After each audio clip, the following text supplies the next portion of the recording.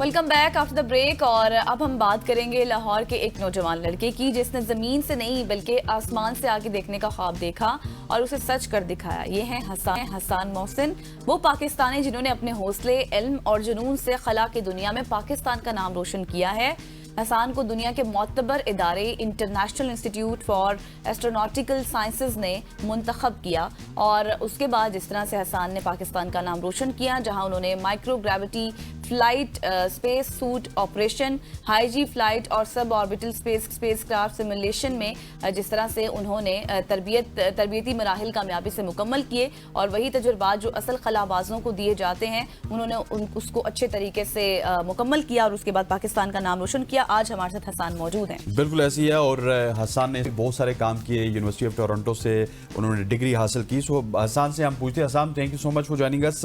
सबसे पहले हसन हमें ये बताइएगा कि एस्ट्रोनॉटिकल साइंसेस के हवाले से हमें थोड़ा सा आगाह कीजिएगा। आपको किस तरह से ये शौक पैदा हुआ, फिर आप इस फील्ड में पहुंचे और international institute for astronautical sciences तक कैसे पहुंचे, अपनी तालीम के हवाले से भी, उसके बाद हम आगे बढ़ेंगे इंशाल्लाह।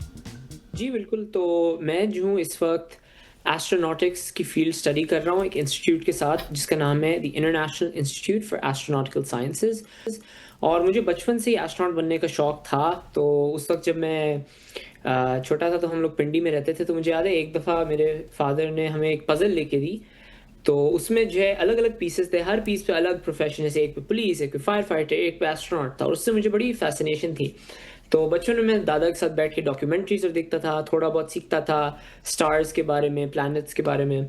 और जब जो है यूनिवर्सिटी में दाखिला लेने का मौका आया तो मेरे जहन में था कि इस जो है शोबे में जाना है, लेकिन उस वक्त यही ख्याल था कि अमरीकी होए बगैर मुमकिन नहीं है। तो मैंने जो है चुना कि मैं ऊपर नहीं जा सकता लेकिन मैं ज़मीन से पढ़ सकता हूँ। तो मैंने एस्ट्रोनॉमी चूज़ किया कि मैं यहाँ से जो है प्रोजेक्ट्स और ऊपर मैं टेलीस्कोप यूज़ करके रिसर्च कर सकता हूँ। और वहाँ यूनिवर्सिटी ऑफ टोरंटो में जब मैं ग्रेजुएशन मैंने वहाँ से की, वहाँ पे मैं एस्ट्रोनॉमी पढ़ते हुए ऐसे काफ़ी सारे क्लब्स में मैं इन्वॉल्व था जहाँ पे स्पेस कॉन्फ्रेंसेस और स्टूडेंट इंजीनियरिंग डिज़ाइन टीम्स थी। तो उनके थ्रू मुझे पता चला कि एक इंस्टीट्यूट ये है, international institute for astronautical sciences, जो पूरी दुनिया से लोगों को वेलकम करते हैं। और वहाँ पे आप जो है एस्ट्रोनॉटिक्स से रिलेटेड टॉपिक्स पे फिजिकल ट्रेनिंग भी कर सकते हैं और आप उनके साथ रिसर्च और कोर्सेज भी ले सकते हैं। ग्रेट। अच्छा हसन, ये बताएं, जिस तरह मैं अपने इब्तिदा में बात कर रही थी माइक्रो ग्रेविटी फ्लाइट के हवाले से भी थोड़ा सा ये भी बताएं, एक्सप्लेन करें कि क्या होती है, ताकि जो बच्चे आपकी फील्ड में जाना चाहते हैं उनको हर चीज़ के हवाले से पता हो। इसको जो है यूजुअली हम लोग जीरो ग्रेविटी फ्लाइट कहते हैं, जो लोग जिस टर्म के साथ कॉमनली फेमिलियर हैं। तो जीरो ग्रेविटी फ्लाइट हम जो है ऊपर जाते हैं अबाउट 20,000 की ऊंचाई पे और इंजन उस वक्त जो है ना हम लोग फुल थ्रॉटल पे करते हैं और हम और ऊपर जाते हैं और फिर इंजन ऑफ करके नीचे फ्री फॉल करते हैं जमीन की तरफ। तो उसमें आपको अबाउट 20 सेकंड्स मिलते हैं। उन 20 सेकंड्स में आप बेवजनी फील करते हैं, आप अपनी सीट से उठना शुरू हो जाता है, सब कुछ उड़ना शुरू हो जाता है और आप एक्चुअली वेटलेस होते हैं, आपको जीरो ग्रेविटी फील होती है। और उन 20 सेकंड्स के अंदर आप एक्सपेरिमेंट्स कर सकते हैं, जो भी फिजिक्स, बायोलॉजी, जिस भी फील्ड से रिलेटेड। और उन 20 सेकंड्स के बाद वो इंजन वापस ऑन करते हैं और रिकवर करते हैं और ये बार बार इस parabola. That's very amazing. Hasan, मुझे साथ ये भी बताइए, जिस तरह आपका शौक भी था, आपने तमाम तर चीज़ें इस हवाले से पढ़ी भी हैं, लेकिन जब पहली दफ़ा आप स्पेस पे गए और आज़ादाना तरीके से, जिस तरह आप अभी फ्लोटिंग की बात कर रहे हैं, उस फ्लोट करने का एहसास आपने हासिल किया, तो वो कैसा एक्सपीरियंस था? और वो ड्रीम्स कम्स ट्रू वाली बात हो जाती है। हाँ।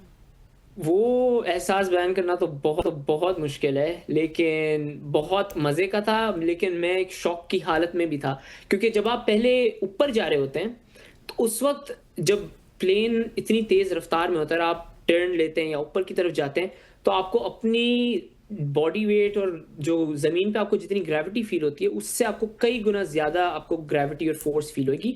तो उस वक्त सांस लेना इंतहाई मुश्किल हो जाता है और आपको जो है बहुत मतलब अपने आप को कंट्रोल करना पड़ता है ताकि आप सांस ले सकें और आपको प्रेशर फील कम हो, वरना आप अपनी सीट में दब जाते हैं।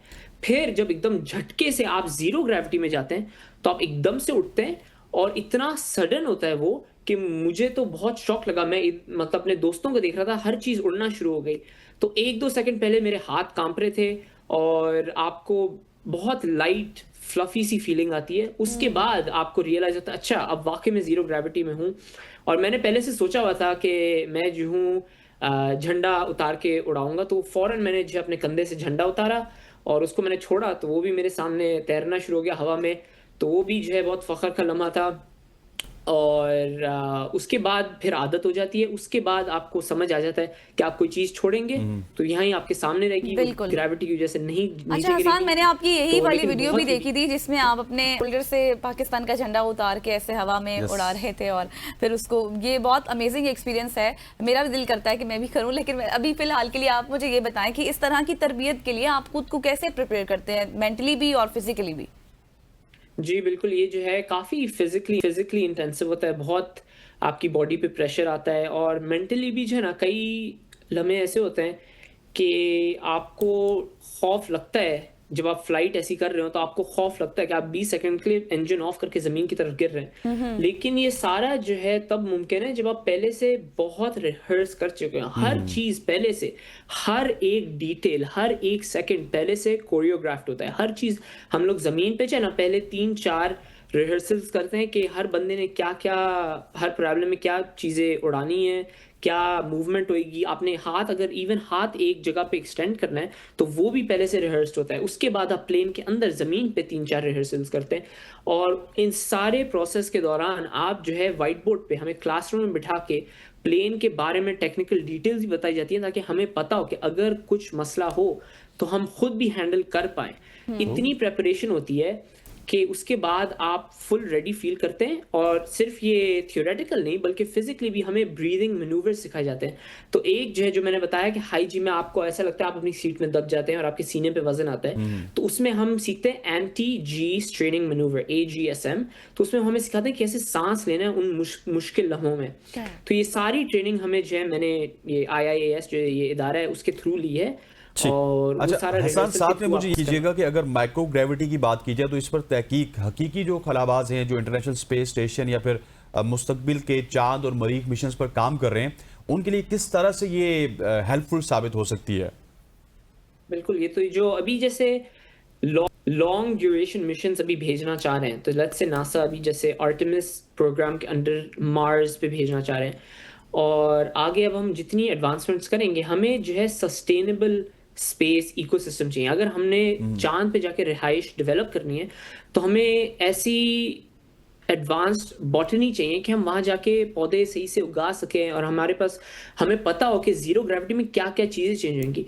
तो ये जो माइक्रो ग्रेविटी फ्लाइट है, it's basically a test bed, ये एक रिसर्च लैब है बेसिकली। तो उन 20 सेकंड्स में आप फुली टेस्ट कर सकते हैं। लेट्स से आप जो है एक अंडा क्रैक करें और आप देखें कि जीरो ग्रेविटी में अंडा जो है पूरा इधर उधर मतलब बिखर जाता है। जो फ्री फ्लोट करेगा, या फिर वो एक स्फेरिकल बॉल शेप में रहेगा।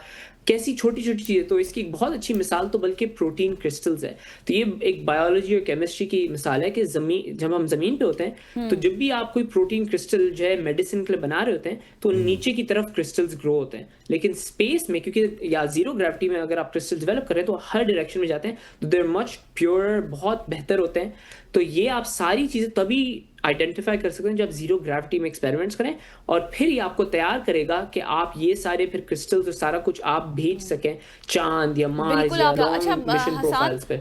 हसान मुझे ये भी बताएगा कि अब पाकिस्तानी बच्चों की बात की जाए तो किस तरह से वो एस्ट्रोनॉमी की तालीम हासिल कर सकते हैं या फिर इस तरह के मंसूबों में शामिल हो सकते हैं जिनको ये बहुत मुश्किल लगता है? बिल्कुल पहले तो जो है, आई थिंक अवेयरनेस की बात है। आई थिंक ज़्यादातर लोगों को अभी एहसास नहीं है कि आप जो है घर पे बैठ के भी रिसर्च इस फील्ड में कर सकते हैं और आप अच्छा। खुद जो है नासा के प्रोजेक्ट्स में इन्वॉल्व हो सकते हैं, जिसको हम सिटीजन साइंस कहते हैं। क्योंकि आपको आज के दौर में कोई आला तालीम या कोई ख़ास जो है पैसे की ज़रूरत नहीं है। आप अपने लैपटॉप खोल के, आप इंटरनेट के थ्रू, आप जैसे नासा सिटीजन साइंस गूगल पे लिखें और आप उनके प्रोजेक्ट्स में डायरेक्टली फ्री में इन्वॉल्व हो सकते हैं और आप सीख भी सकते हैं। और साथ में अगर आपको जैसे मेरी तरह आपको IIAS और इन इदारों के साथ ट्रेनिंग करने का दिल है, तो उसके लिए फिर जो है वो चाहते हैं कि आप थोड़ी फिजिकल चीज़ें भी दिखाएं, कि आप स्कूबा डाइविंग एक्सपीरियंस हो, क्योंकि वो एस्ट्रोनॉट्स के लिए बहुत ज़रूरी है। क्योंकि उसमें आप जो है अपनी फ्लोटेशन कंट्रोल कर सकते हैं। आपके पास एक जैकेट होती है जिसमें आपने जो आपकी बैग पे गैस का टैंक होता है, आप उसको यूज़ करके इन्फ्लेट कर सकते हैं या डिफ्लेट कर सकते हैं। Okay. तो आप पानी के अंदर वेटलेस होंगे, आपको वजन फील नहीं होएगा और आप एस्ट्रोनॉट की तरह मूव कर सकते हैं अपने हाथ पैर से।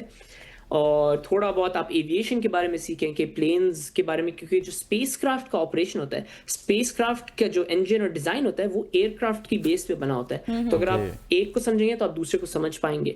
फिर साथ में जो है आप एटमॉस्फेरिक फिजिक्स और इन सारे शोबों में भी थोड़ा थोड़ा अगर आप सीखें तो आपको डबल IAS। अच्छा हसन, मुझे लास्ट बताइएगा कि अभी इस तरह की खबरें हमने भी रिपोर्ट की थी कि अमेरिका ने नासा की फंडिंग को रोक दिया है, तो क्या इसका असर आपकी तहकीक या काम पे भी पड़ सकता है? हाँ, हम लोग नासा से इंडोर्स हैं, जो मेरा इदारा है, लेकिन हम डायरेक्टली नासा फंडिंग के अंडर नहीं है। हम एक्चुअली एक नॉन प्रॉफिट ऑर्गेनाइजेशन है और हम अपनी फंडिंग और प्रोड्यूस करते हैं सारे कोर्सेज के लिए। और हमारी जो सारी रिसर्च है वो सारी कमर्शियल और प्राइवेट सेक्टर के साथ है। तो नासा की अब जो फंडिंग कम करने की ये लोग कोशिश कर रहे हैं उसमें सिर्फ पब्लिक सर्वेंट्स इफेक्ट होंगे, लेकिन जो प्राइवेट कंपनीज हैं, let's say SpaceX, blue origin, virgin galactic, ये सारी बड़ी कंपनीज, ये सारी प्राइवेटली फंडेड है और एक्चुअली अदर वे अराउंड इनको बहुत फ़ायदा होएगा। इनकी जो है कमर्शियल स्पेस इंडस्ट्री ज़्यादा बढ़ेगी, इनका बिजनेस बढ़ेगा। तो आई थिंक अभी कमर्शियल स्पेस इंडस्ट्री में एंटर होने के लिए अच्छा वक्त है और पाकिस्तान भी जो है इसमें इस तरह प्राइवेट कंपनीज भी डेवलप कर सकता है। और जहाँ पे मेरे इंस्टीट्यूट का ताल्लुक है, हम यहाँ पे रिसर्च और सीख सकते हैं ताकि हम वापस पाकिस्तान में अप्लाई कर सकें। तो आई थिंक रिसर्च और प्राइवेट सेक्टर को इफेक्ट नहीं होगा, लेकिन पब्लिक सर्वेंट्स में डेफिनेटली फंडिंग कम होने के इम्कानात हैं। Hasan, thank you so much for joining us. Hasan Mohsin हमारे साथ मौजूद थे। Keep shining, keep growing. इसी तरह से आप मजीद अचीवमेंट्स भी हासिल करें और फिर सुबह की सोच का हिस्सा बने। यहाँ पर लेंगे एक शॉर्ट सी ब्रेक, वापस आएंगे इस